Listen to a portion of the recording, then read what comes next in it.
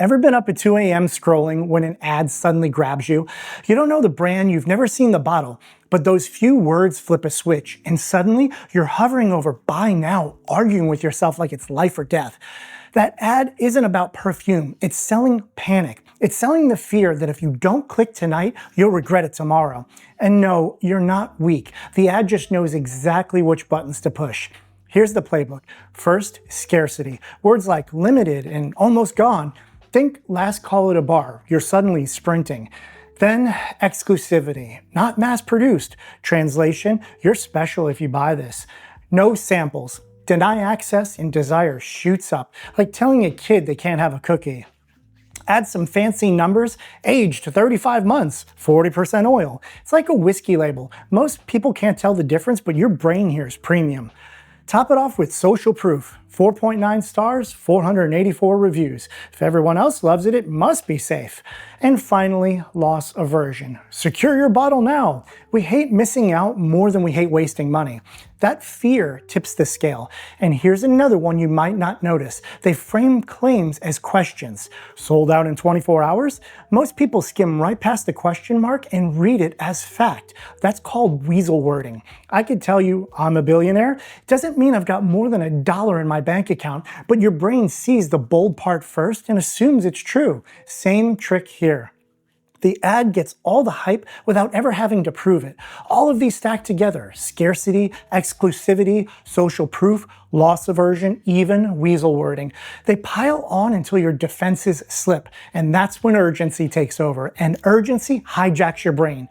It's Christmas Eve panic. Your kid's toy is sold out, and suddenly that's all you can think about. Inside, it's just a tug of war.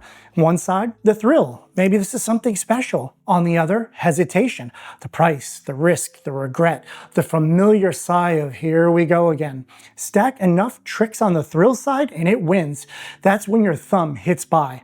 And here's the uncomfortable part. It feels automatic because it is. These tactics are designed to bypass your rational mind and hit your instincts directly. Hit the right buttons and your brain pulls the lever before you even realize you've made a decision. The mystery makes it worse. No samples, big promises. Your brain starts chasing the maybe. It's exactly like a gambler at a slot machine. The potential reward feels huge, and when the package finally shows up, biology takes over. Placebo kicks in. Just like expensive wine tastes better when you know the price, a perfume feels richer when the ad told you it would. All those numbers and badges, they're like cotton candy for your brain. Big, colorful, sweet, and gone in a second. So how do you fight back? Simple, the 24-hour rule. If a clock's ticking, wait until tomorrow. The de-hype test, would you want it if it were unlimited and easy to sample? Close the loop, clear the cart, kill the emails, break the spell. Ads sell panic. You don't have to buy it. Spray what fits your life, leave the rest in the cart. That's how you win back control. All right, here we go. We're diving back into the box. We're gonna do about another 10 or so. Let's see what's in here.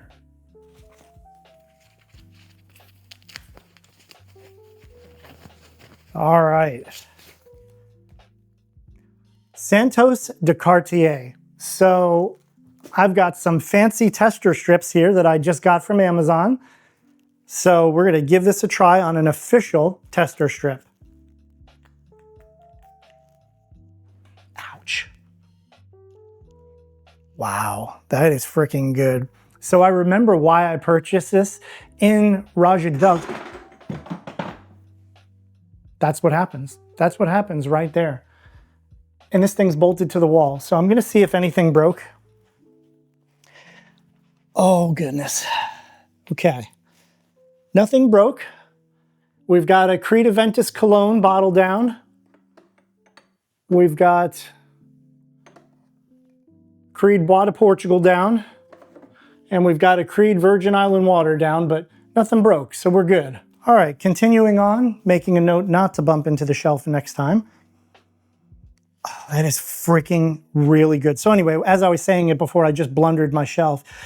Raja Dove's book, he talked about this was one of his favorite fragrances and one of his inspirations for a lot of his fragrances, and smelling it, I can definitely see that. And this is really, really, really good. This is one that I love. So even though I have others that have this like deep 1980s, uber masculine, deep smell. I just adore this one, and there's no reason for me to let it go. So I'm going to keep this one. So she's going on the shelf. She's going back here. All right, moving on to the next one.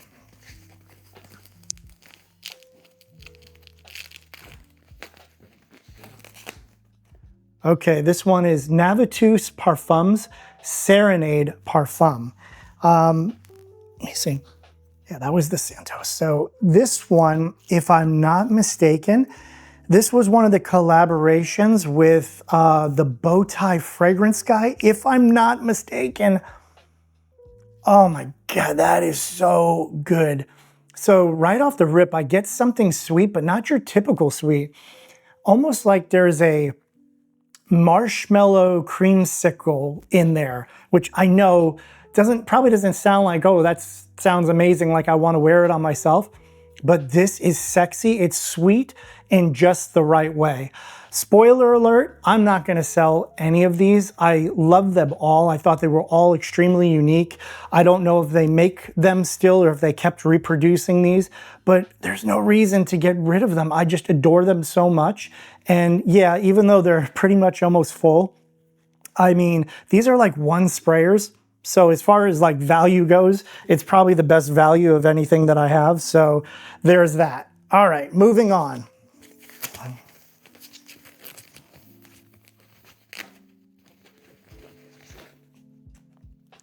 Okay, this is Abercrombie and Fitch First Instinct Extreme. So I've already unboxed the regular First Instinct, and that is really good. I actually don't remember this one. I do remember this might have been one that Jeremy Fragrance was raving about, and that's probably why I bought it.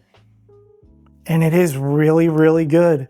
It's still something you could wear in Florida, but it's almost a little deeper to where you'd want to wear it more at night. So it's like a freshie, but with some oomph behind it. Man, that is good. I'm sorry, but it's going on the shelf. I'm gonna try not to do this where everything goes on the shelf and there's nothing that gets purged, but if something like that puts a smile on your face and you really like it and enjoy it, and it's something you could wear pretty much all year in your climate, like why get rid of it just for the sake of purging? So, you know, that's at least where my headspace is right now. All right, next one.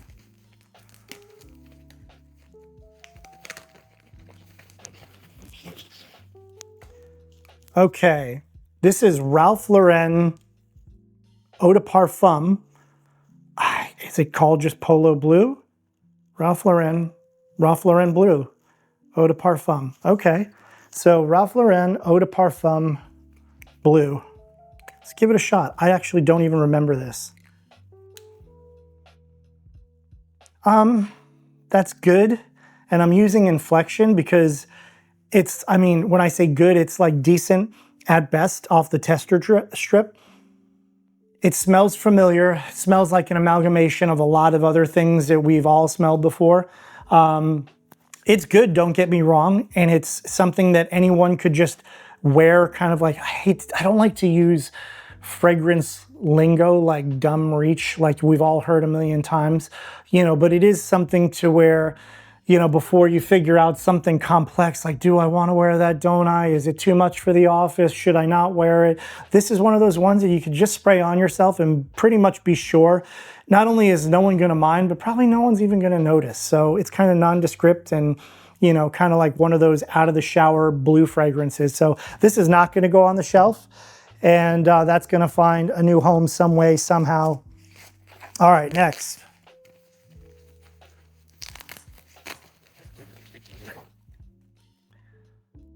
This is Havana, and I think this is Aramis, which I'm probably saying that wrong. I don't know if it's, I've heard it pronounced differently. I believe Max 40 pronounced it differently than Aramis, and I'm probably not putting the right emphasis in the right spot, which is kind of one of my superpowers. So, oh my God, that is good. It's unique. Now, do I see myself like reaching for this with all the other stuff I've got going on, even though it is good? No, I don't. So this one's not going to go on the shelf, but it is good. So it kind of pains me in a way, but not really, because I'm being honest with myself. With all of these other ones that are up there, I'm not going to reach for that one, and it's just going to sit there. All right. So someone in the comments spelled out phonetically how to say this, and I believe it was L'Occitane, but I'm not sure because I don't really remember. But thank you to whomever you were that gave me the pronunciation of it. I am so bad. I think that is my superpower, is mispronouncing. Everything that you could possibly mispronounce, I get it wrong on the first rip without a doubt. But anyway, this one's called Eau de Baux, and the only reason why I know it's called Eau de Baux is because I was corrected on that once as well. So I butchered it, and someone said, yeah, that's not how you say it. So I learned my lesson on that one. So this one,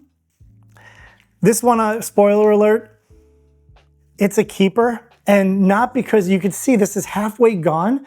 I've never worn this out. I can't say never, but I'm pretty sure I've never worn it like out in the wild. This is just like a soothing, either at night on the couch with the wife, you know, kind of a thing, or, you know, before bed, just to have like one spritz of, you know, something on you. It is, I get like a lavender vibe from it. That's what I would assume is in here. I'm not good at picking out notes of this and notes of that, but it gives you that like soothing, almost like how you know, a chamomile tea or something like that would give you that like soothing vibe. This gives it to you and puts you like in a calm state of mind. So this is a definite yes, a definite keeper. So that's going on the keep it shelf. All right, next.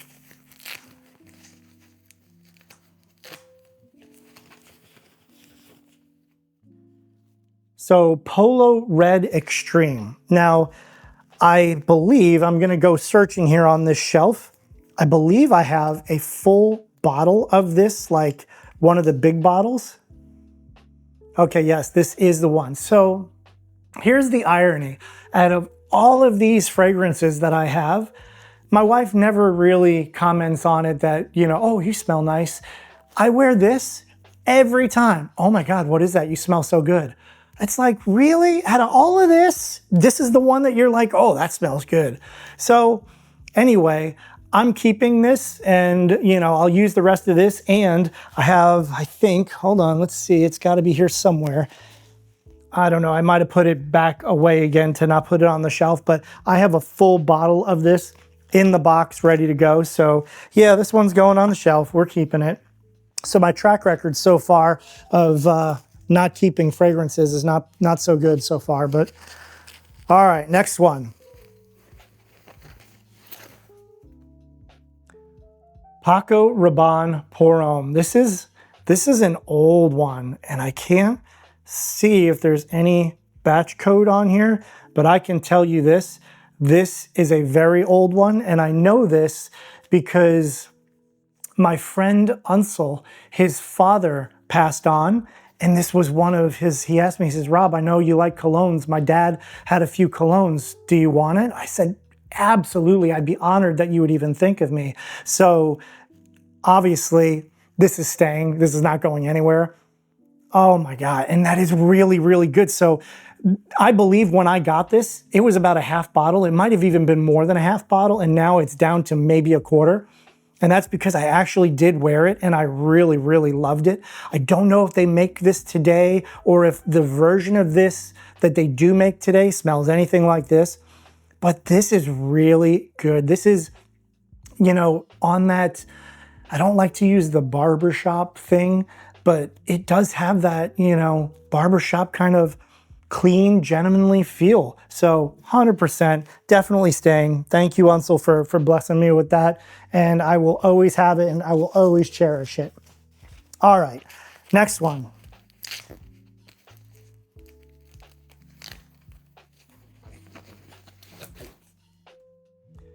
All right, here's Aramis or Aramis, I don't know. So this one, I've obviously worn the crap out of it. So something is telling me that this also might have been gifted to me by Unsel. Oh, that is so freaking good. Like, this is This is when they like made fragrances, like, wow. Wow, it's eau de toilette, but the way that it comes off like on this is like, it's like a punch in the face, but like in a good way. Yeah, that's definitely staying. There's only a little bit left. I can make it through that. And again, I believe that was a gift and I adore it. I really do love it. All right, moving on in our tour.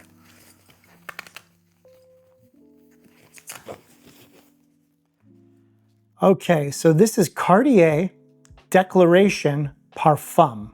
So I have Declaration here somewhere, or I think that was the one that I decided not to keep, even though it smells amazing. I'm trying not to keep every fragrance because I know I can't. But wow, that is good. So it's good, but the reason why I'm using Inflection right off the rip is because this has a cedar note in it.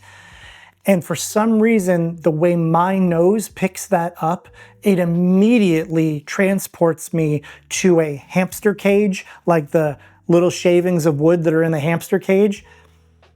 And I just can't do it. I just can't do it. So that's probably why there's so much left in the bottle, is I got it.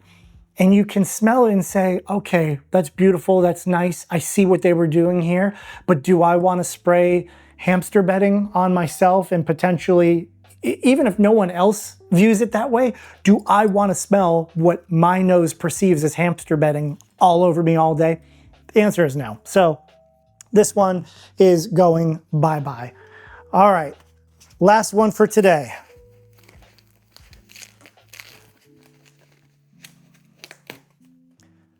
Okay, another Navitus, and this is from the original run. It's called Virtus, V-I-R-T-U-S.